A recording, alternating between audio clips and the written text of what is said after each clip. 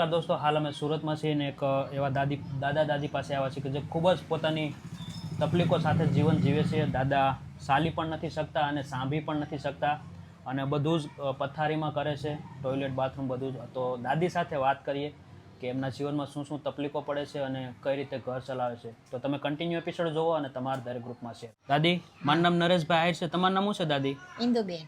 ઇન્દુબેન. હા. મારા દાદાનું નામ વિષ્ણુદાસ. વિષ્ણુદાસ. હા. તો પછી દાદી શું શું તકલીફો પડે છે? ખાવા પીવાની તકલીફ પડે, બીજું કાંઈ તકલીફ નથી.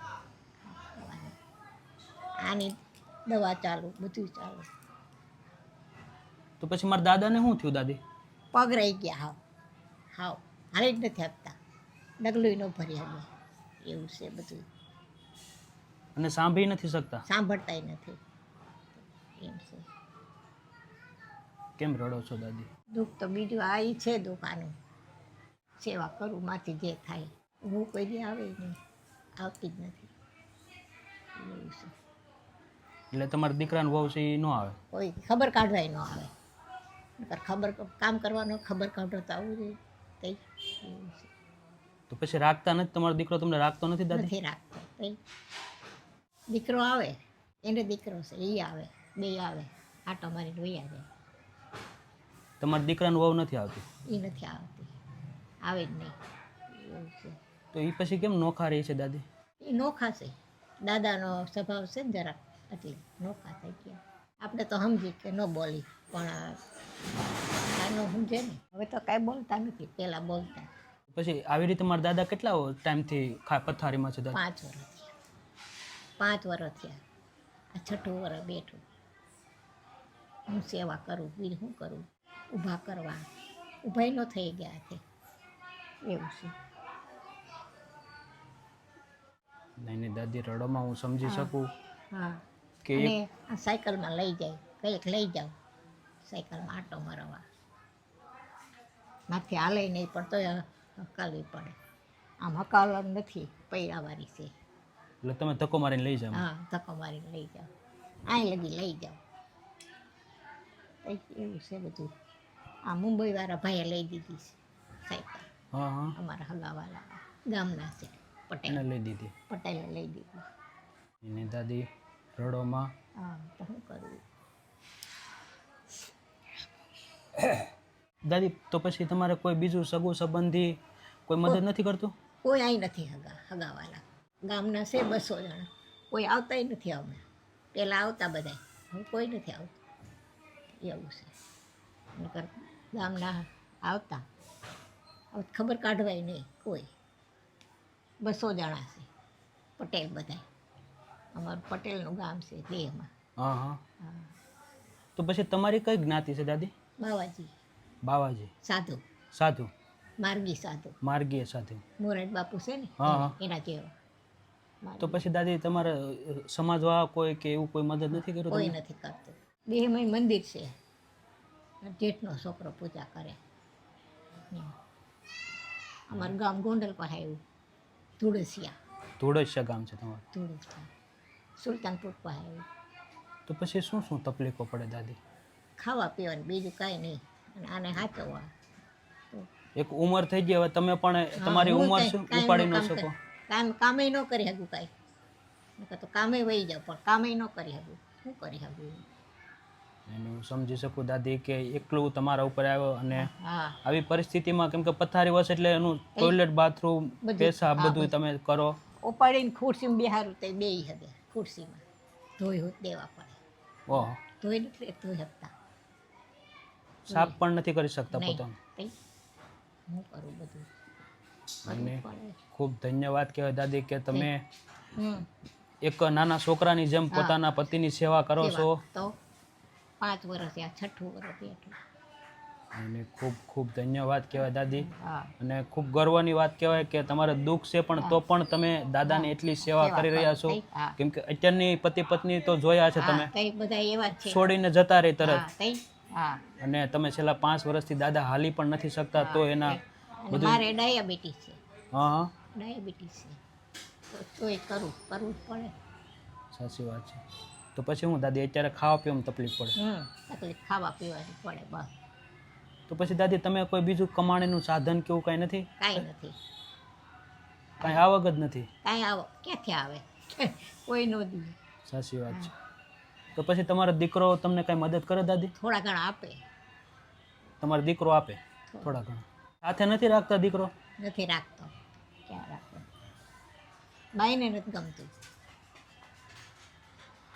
ફોનમાં બોલી હતી એ બાઈને ગમે જ નહીં. એની સાચી વાત છે દાદી, હું સમજી શકું. હા, એક માનું દુઃખ કે ભાઈ દીકરો હોવા છતાં પણ અલગ રહ્યો. તો એક જ છે તોય જુદો. શું કરું?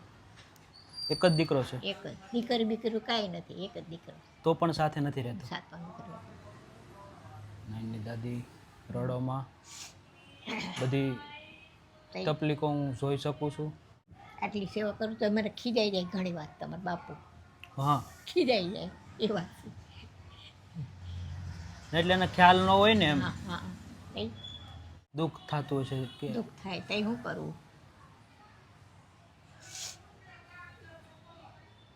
તો પછી ખાવા પીવાનું કઈ રીતે લાવો દાદી તમે? આ મંદિરે ને બાઈઓ આપે. એટલે મંદિરે જાવ તો ત્યાં કોઈ આપે તો એ લઈ આવો? હા,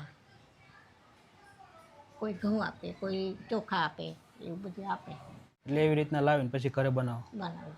હા, પછી તમે કંઈક કહેતા હતા ને હાડલો ને કપડાં ને એવું બધું? હાડીઓ આપે હોત, હાડીઓ આપે, એટલે જૂની હાડીઓ આપે. એવડા લોકોએ પહેરેલું હોય કાઢી નાખેલું હોય એ હાડીઓ એ આપે તો એ તમે લઈ આવો? હા, પહેરવું એ. આ બધી આવેલી જ છે. રડોમાં દાદી હું સમજી શકું. હા, તો પછી મારા દાદા પહેલા શું કામ કરતા દાદી? હીરા ગણતા. હીરા? 50 વર્ષ થયા છે અહીં સુરતમાં, 50 વર્ષ થયા ઓહો, હીરા ગણતા. પછી હીરા બંધ થયા પછી હોસ્પિટલમાં જતા. હા હા. એમાં આ પગ રહી ગયા તે હાવ બંધ. નહીં દાદી રડોમાં તો અત્યારે હું દાદી ખાવા પીવાની તકલીફ પડે? ખાવા પીવા તકલીફ પડે. કાંઈ નહીં, અમે રાશન લઈ આવો ને તમારા માટે જે પણ તમારે રાશન જોવે છે દાદી. હા, કાંઈ નહીં ઉપાધિ કરો.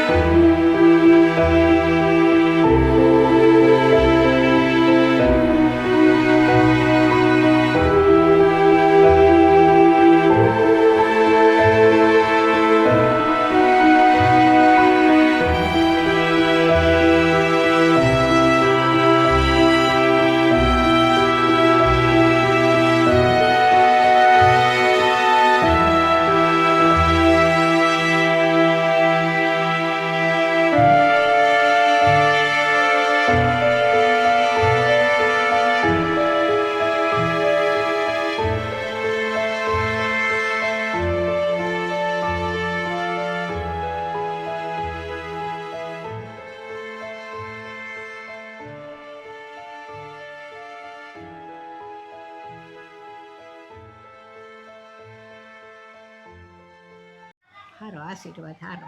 અને દાદી જે પણ તમારે રાશન જોતું હતું બધું રાશન આવી ગયું દાદી? આવી ગયું દાવી. કેવું લાગ્યું દાદી? સારું લાગ્યું, સારું લાગ્યું. એને ચોક્કસ. હા, ભગવાન તમારું ભલું કરે. સારા આશીર્વાદ તમને છે. નહીં નહીં દાદી ચોક્કસ. અને આશીર્વાદ આપજો કે અમે તમારા જેવા લોકોની વધુને વધુ મદદ કરી શકીએ દાદી. હા, હા. અને આજની આ ખાસ મદદ છે વિપિનભાઈ તરફથી. હા. આ જે પણ દાદી રાશન આવ્યું છે એ વિપિનભાઈ તરફથી છે. હા, હા, અને એમના તરફથી છે. તો શું કહેશો દાદી? એને સારું સારું થાય એને ઘરમાં. બસ બસ આશીર્વાદ છે. નહીં નહીં ચોક્કસ ચોક્કસ દાદી રડોમાં. હા. અને બસ ખાઈ પી અને આનંદ કરો. મારા દાદાની જે સેવા કરો છો હા, એવા તો કરવી જ પડે. એની સાચી વાત છે. કેમ કે એક પત્ની તરીકે સાથે સહી એટલે ઠેઠ સુધી કરવી પડે. એને ખૂબ ધન્યવાદ કહેવાય દાદી કે તમે આવી હાલત છે તો પણ મારા દાદાની સેવા કરી રહ્યા છો. મને કાંઈ થતું નથી, સારું છે. સાચી વાત છે. ડાયાબિટીસ છે પણ આમ કાંઈ થતું, દવા લઈ લઉં સરકારી. હા હા, સરકારી દવા. ખરી વાત છે. કેમ કે હવે તમને કાલે સવારમાં કાંઈ થાય તો પછી દાદાનું કોણ? હા, એમ દાદાને તો પેલા કેમ કે એક દીકરો છે તો પણ રાખવા તૈયાર નથી. રાખવા તૈયાર નથી. દીકરો હોવા છતાં લાંબો હાથ કરવો પડે છે મારે. શું કરવું? એને દાદી સમજી શકું.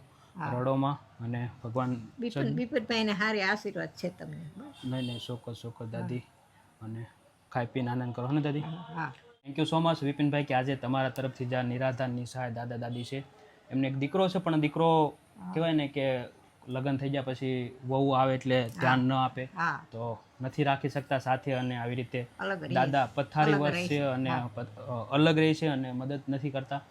થોડું ઘણું થાય તો કરે ઓલા કેમ કે એક માતા પિતાએ જન્મ આપ્યો છે એટલે ખાલી હા. ફરજ નિભાવે થોડી પણ કહેવાય ને કે એક માયતર તરીકેનો સંબંધ હોય તો પછી ગમે એવા માયતર હોય આપણે એની સાથે રહેવું પડે રહેવું દાદી. પડે, હા અને એટલે આપણથી જે પણ થઈ શકતું એટલી મદદ કરવાની કોશિશ કરી છે અને ખાસ થેન્ક યુ વિપિનભાઈ કે આજે તમારા તરફથી આ પરિવારમાં રાશન આવ્યું છે. Thank you so much. ભગવાન તમને ખૂબ જાદુ આપે, ખૂબ પ્રગતિ આપે અને તમને બધી જ સુખ શાંતિ સમૃદ્ધિ આપે અને આવીને આવી રીતે નિરાધાર નિસહાય લોકોની મદદ કરતા રહેજો. હા જય હિન્દ, જય ભારત. જય હિન્દ.